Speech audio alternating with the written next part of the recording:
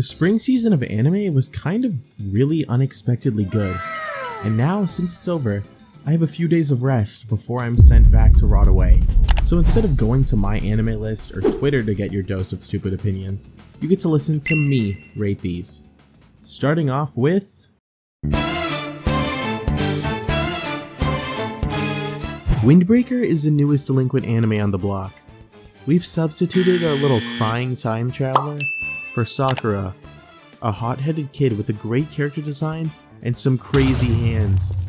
This whole series is basically high school boys in a gang being superheroes. They defend their city from other rival gangs and people trying to harm others. You steal from an old lady? Yeah, you're getting crippled. Everyone in this show wants to smoke. The character designs in this show go pretty hard, but nothing goes harder than the way these guys box. The fight choreography and animation is insanely well done throughout. The Cloverworks animators must have been imagining they were beating their supervisors, because they animated this with straight motion. The fluidity is insane and you can feel each one of the punches and kicks. The dudes in this show will hit you with some Street Fighter ass combos. You did not need to be doing all this. What is that? This anime is really hype with some great side characters. As long as you can get over the fact that this school has no classes and no faculty that do anything literally ever. As much as this thing is just to turn your brain off and enjoy some crazy fights and animation, it does a solid job with its character writing, making most of the villains and heroes alike pretty compelling. Oh, and we have a knockoff Gojo. We get a little sneak peek at the I'd win. Overall, Windbreaker gets an 8 out of 10. Next up is Demon Slayer. I just made a whole video about this season, but if you don't want to go watch that video, which you totally should after this, the first 6 episodes were decent, but those last 2 episodes are absolutely insane. The season finale carries this thing hard, and it is one of the most incredible setups for an arc I've seen in a long time. Those final 3 movies are going to print so much money. Peak animation, peak music, and peak hype. So, do you have problems? Well, guess what? I have the exact solution for you. Alcohol. This is the perfect show for any aspiring bartenders or alcoholics alike. Bartender Glass of God basically takes the premise of this guy, Ryu, making specific drinks tailored for each of the people at the bar that he has to serve. This means that the presentation and choice of drink are made for each one of the customers. This series is a remake of the original Bartender, and both of them basically act as small sort of shots of him fixing these people's life with the magical elixir. It isn't full of plot twists or anything outstanding. It's a pretty chilled out slice of life show about finding who you are as a person through drinking. Not sure how these drinks are gonna unruin someone's life, but hey, this anime is pretty good. I'm shitting on this thing for having these drinks being life altering, as if we don't have shows about dying and being reincarnated as spiders and vending machines. This next anime is gonna teach you how to fight. Sorta. Viral Hit follows a little scrawny kid who's poor and gets beat up at school. The big rage at school is being a YouTuber and trying to get the most subscribers or followers by any means possible. And I mean, you should totally subscribe. Anyway, after a bully decides to start using our poor guy for his own game and streams on his laptop in his house, they accidentally stream the two fighting, and now more people want to see this nerdy kid get into fights. So what does our nerd do? Is it A, go to a dojo and learn actual martial arts? Or is it B, get super jacked and overpowered through some magic anime bullshit?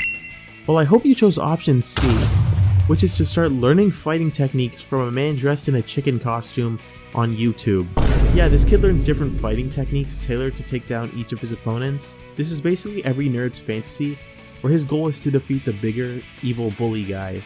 And honestly, it's decent. If you're able to accept the anime logic and watch to see how he can try and get through to beat each of his opponents, it can be a pretty decent show to watch. And the Monroe really amps things up later in the series. A Condition Called Love was one of the romance anime that I saw this season, and I have to say, yeah, I didn't like most of what I saw. This series flip-flops between having cute stuff going on to having all the characters be insufferable and extremely toxic, and the main guy, yeah, he's teetering on the edge of being a stalker. The only reason they even started dating is because he wouldn't stop harassing her. The animation is mediocre, and so is pretty much every other aspect of it. Not worth the time. Now it's time for the worst part of every anime season. The reincarnations and isekais. Starting off with level 2 cheat skill whatever. This show is perfectly okay, nothing too innovative, no deer that's ready to take over the world. The show is another one of your slow life isekais, where it has a lot of small things going on. It follows pretty much all your basic isekai things, from the secretly overpowered main character to the horde of random waifus that are supposed to entice you. It's absolutely nothing groundbreaking, but I can say they at least tried to give small arcs for most of the characters, which I can sort of appreciate. It has fine art and animation, and the romance between the main two characters can be pretty cute. I will say, I only watched half the show because the theme song got stuck in my head. I was reincarnated as the 7th prince so I can take my time perfecting my magical ability. Yeah, that title sucks. This show is quite frankly weird as hell. The guy reincarnated into being a prince in his own world. His body has endless mana because of course it does, so he literally just doom scrolls learning magic. The main character is OP because of course he is, and since he's the 7th prince in line, yeah, they don't even have to care about royalty. They also decided to make the main character a 10-year-old thick Shota. His singular thigh is wider than his entire torso. The kid's mere presence in the show has enemies shaking, and half the women in the show thirst over him. So they're probably running with Drake's team. Certified lover boy, certified foul. The show basically knows that it's for shits and giggles with how goofy it is, and even though I didn't personally like it a lot, there's definitely a crowd that would.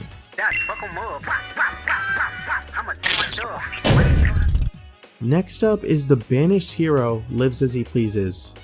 This show is ass. Every generic isekai you expect to be mid, but there's always something extra.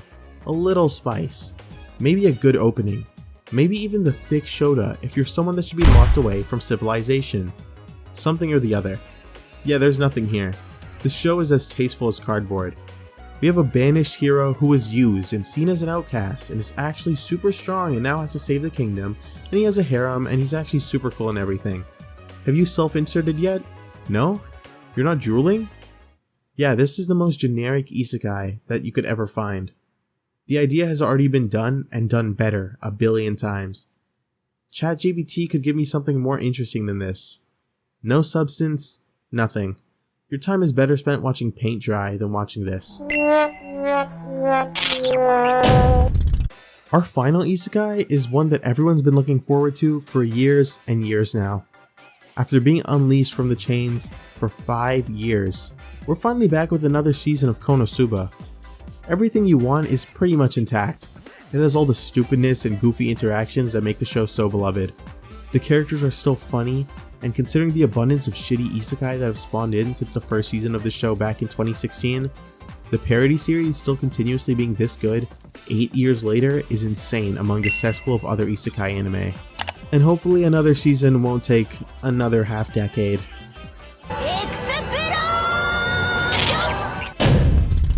From the guy that made Quintessential Quintuplets, we have a show about evil Power Rangers. It's pretty funny to see how he's gone from a harem rom-com to the Boys Power Rangers edition, but I have to say that it's pretty good. Good enough where this manga is gonna get its own video. Basically, the Power Rangers have been faking all the fights they have. They plan these attacks and take control of the evil creatures to garner their own self-image. That is until one of them decides to rebel. He's done being used, and he makes it his mission to take down and kill the Power Rangers. The series has great twists and turns, and I really like all of the characters that we focus on. My only gripe with the show is that it skips a solid chunk of the manga. So go read that instead. Also, the Yellow Ranger is bad. Last but not least is KAIJU No. 8. This anime absolutely took this season by storm. Seriously, considering half the new gen shows are ending now, Shonen Jump is going to be milking this thing dry. The story here follows Kafka Himino as he tries to become part of the defense force against the kaijus that attack Japan. Part of his goal is being able to stand by his childhood friend, who's basically the greatest kaiju killing prodigy the world has ever seen. But then, he turns into a kaiju. The story is pretty interesting, with the conflict of him having to hide this from his squad while trying to protect the world and his friends from the evil kaijus, even though he's now one of them himself. This series has great production values, with the animation and art being well done throughout. The plot of this season is pretty simple, with many of the more in-depth moments and details being saved for later seasons, whether those will be good or not as great. Now, people seem to really hate the fact that this thing follows a lot of tropes, and you know what? Yeah, it does. That's fair. The only difference is that it doesn't do them poorly. It's not any more deep than most battle shonens, but I find that the characters, especially the side characters in the manga, are pretty compelling, and you are lying if you don't think the fight scenes are incredible. This show is enjoyable to watch, and I think that's the most important thing. Whether it's relating to the 30-year-old loser trying his best, or just tuning in to see Japan making more monsters fight each other like they have for the last 100 years, Kaiju No. 8 nails the enjoyability factor straight on the head.